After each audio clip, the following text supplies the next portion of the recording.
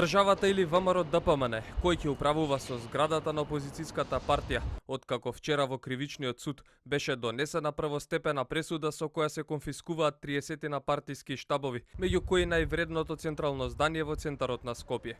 Реакции стигна и од власта и од опозицијата. Од СДСМ побара лидерот на ВМРО ДПМН, Христијан Мицкоски и самата партија да се извинат и да ги вратат парите.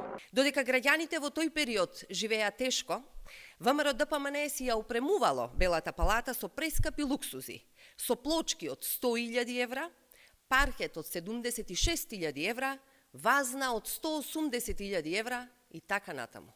ВМРО ДПМН пак обвинува дека пресудата за случајот Талир 2 е диктирана од СДСМ, од седиштето кое според нив е нелегално присвоено од Министерството за образование и наука. За разлика од имотот на ВМРО ДПМН кој е стекнат легално, СДСМ има узурпирано имот на Министерството за образование. СДСМ е единствена партија во светот која за партиско седиште има зграда на Министерство за образование.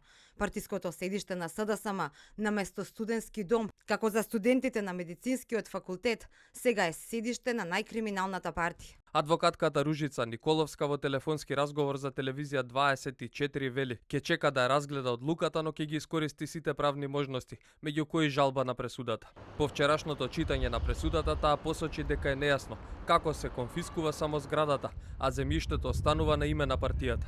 Од друга страна, обвинителот Љубомир Лапе тврди дека има можност да се конфискува само зградата, а не и земјиштето, бидејќи тоа не било опфатено со кривичните дела. И додека се расчистуваат правните дилеми за тоа како ќе се одзема зградата, студентите преку соопштение со предлог конфискуваниот штаб на опозицијската партија да се пренамени во студентски дом, идеја која дебатирале одамна, но за да ја соопштат ја чекале пресудата. На студентите им припаѓа луксузот во кој политичарите досега незаслужено уживаа. Ова е шансата сите заложби дека на младите е иднината и дека државата се грижи за нас да се докажат како реалност. Ова е шанса да се исправи погрешното трошење на парите. Не ни требаат вашите кристални лустери и позлатени слики. Ни требаат тоалети со врата која се затвора, тавани без мувла и ѕидови со изолација. Пресудата доаѓа по 56 строчишта и откако на почетокот на 2020 година судењето почна од почеток. Во судот со своји искази се појавија 17 сведоци на обвинителството